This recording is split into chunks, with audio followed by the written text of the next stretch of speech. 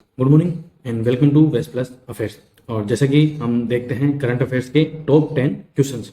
तो 3 मार्च को मैंने अपलोड नहीं किए थे, तो 3 मार्च के करंट अफेयर हम शुरू करते हैं। सबसे पहले विचार देख लेते हैं कि आज का विचार क्या है। तो आज का विचार है कि कोई भी काम बदलाव सिर्फ सोचने से नहीं आता, बल्कि बदलाव आता है करने से। ठीक है, तो कोई भी काम सोचने से नहीं होता है, करने से ही वो काम खत्म होता है। तो ये था आज का विचार। आप मुझे कमेंट बॉक्स में बता सकते हैं कि कैसा लगा आपको आज का विचार। चलिए शुरू करते हैं सबसे पहले क्वेश्चन के साथ। तो सबसे पहला क्वेश्चन है हमारा कि भारत के किस पड़ोसी देश ने सौर ऊर्जा के उपयोग के बढ़ने के लिए आईएसए के साथ समझौता किया है। तो सबसे पहले तो हमको ये जानना है कि आईएसए है क्या। तो आईएसए इंटरनेशनल सोलर अलायंस है। ठीक है, जिसकी स्थापना भारत के नेतृत्व में की गई थी 2015 के अंदर। और इसका जो हेडक्वार्टर है वो कहाँ पर है? गुरुग्राम। गुरुग्राम में इसका हेडक्वार्टर है। ठीक है, जो कि नोएडा के अंदर है, उत्तर प्रदेश में आता है। तो ये कुछ फैक्ट है आईएसए से संबंधित, तो ये आपको ध्यान रखना है। तो भारत के किस पड़ोसी देश ने सौर ऊर्जा के उपयोग को बढ़ाने के लिए आईएसए के साथ समझौता किया है? तो वो है बांग्लादेश। और बांग्लादेश किससे अलग हुआ है? तो पाकिस्तान से अलग हुआ है। और इसको पहले बांग्लादेश को पूर्वी पाकिस्तान भी कहा जाता था। ठीक है, पूर्वी पाकिस्तान भी कहा जाता था। फिर 1971 में भारत के सहयोग से इसको पाकिस्तान से अलग कर दिया गया। सेकंड क्वेश्चन है, एशिया की अब तक की सबसे लंबी साइकिल रेस हाल ही में कहाँ शुरू हुई है? तो एशिया की सबसे लंबी साइकिल रेस हाल ही में कहाँ पर शुरू हुई है? श्रीनगर। और श्रीनगर किसकी राजधानी है? तो जम्मू कश्मीर की है। जम्मू एंड कश्मीर की राजधानी है, ये आपको ध्यान रखना है।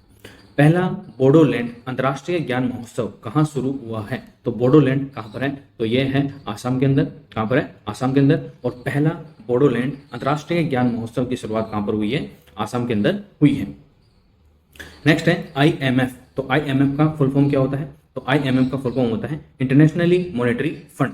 ये जो देश हैं, ठीक है, उनको ऋण देती है, डेब्ट देती है। आईएमएफ के अनुसार किस देश में 2023 में वैश्विक विकास में 15% योगदान देने की क्षमता है? वैश्विक विकास यानी कि जो दुनिया है, दुनिया के विकास में 15% योगदान कौन देगा आने वाले जो साल है 2023 में? तो वो कौन देगा? वो देगा इंडिया, यानी कि भारत, अपना देश। तो अपना देश आईएमएफ के अनुसार 2023 में वैश्विक विकास में 15% योगदान देने की क्षमता रखता है। किस देश ने बिम्स्टेक ऊर्जा केंद्र के शासी बोर्ड की पहली बैठक की मेजबानी की है? तो सबसे पहले तो बिम्स्टेक है क्या? तो बिम्स्टेक है बे ऑफ बंगाल ऑफ ठीक है, तो बे ऑफ बंगाल के आसपास जितने भी देश हैं उनका एक संगठन है बिम्स्टेक। ठीक है, और भारत ने बिम्स्टेक ऊर्जा केंद्र के शासी बोर्ड की पहली बैठक की मेजबानी की है। तो किसने मेजबानी की है? तो इंडिया ने की है। नेक्स्ट क्वेश्चन है हमारा, कौन सा राज्य भारत का पहला सरकारी मदर मिल्क बैंक स्थापित करेगा? तो उत्तराखंड है। उत्तराखंड वो राज्य है जो पहला सरकारी मदर मिल्क बैंक स्थापित करेगा। मदर मिल्क बैंक से यहाँ तात्पर्य है कि जो भी माता है, ठीक है, वो अपने बच्चों को दूध पिलाने के बाद अगर अपना दूध स्टोर करना चाहती हैं तो वो इस बैंक के अंदर स्टोर कर सकती हैं। और जिन माताओं के जो मदर मिल्क है वो प्रॉपर तरीके से प्रोड्यूस नहीं हो पाता है, तो उनके बच्चों को हेल्प हो सकती है। तो इसलिए उत्तराखंड सरकार ने भारत का पहला सरकारी मदर मिल्क बैंक स्थापित करने का निर्णय लिया है। तो ये आपको ध्यान रखना है। नेक्स्ट क्वेश्चन है, सबसे बड़ी विदेशी एयरलाइन के रूप में कौन सी एयरलाइन उभरी है? तो कौन सी उभरी है? एमिरेट्स एयरलाइन उभरी है। ठीक है, और ये मध्य एशिया का एक देश है एमिरेट्स, यानी कि सऊदी अरब। और वहाँ की जो एयरलाइन है, यानी कि हवाई जहाज की जो कंपनी है एमिरेट्स, वहाँ की दुनिया की सबसे बड़ी विदेशी एयरलाइन के रूप में उभरी है। नेक्स्ट क्वेश्चन है, दुनिया का दूसरा मजबूत टेलीकॉम ब्रांड हाल ही में कौन सा बना है? तो दुनिया का मजबूत दूसरा टेलीकॉम ब्रांड, यानी कि जो मोबाइल संचार के अंदर जो सिम और इंटरनेट सेवाएं प्रदान करता है, वो दुनिया का दूसरा मजबूत सबसे टेलीकॉम जो ब्रांड है, हाल ही में रिलायंस जियो बना है। कौन सा बना है? रिलायंस जियो। 2017 के अंदर जियो सिम निकाला था। ठीक है, रिलायंस ने जियो की एक सिम निकाली थी और फ्री इंटरनेट प्रोवाइड करा था। उसके बाद से तो इसने तहलका ही मचा दिया, गदर मचा दिया।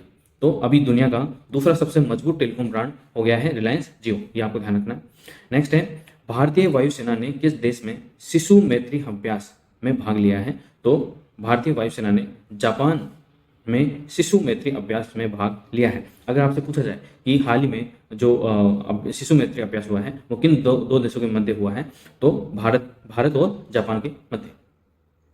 नेक्स्ट है, भारत का पहला एयर कूल्ड कंडेंसर किसने चालू किया है? तो भारत का पहला एयर कूल्ड कंडेंसर एनटीपीसी ने चालू किया है। किसने किया है? एनटीपीसी ने। तो एनटीपीसी का फुल फॉर्म क्या है, आप मुझे कमेंट बॉक्स में जरूर बताएं।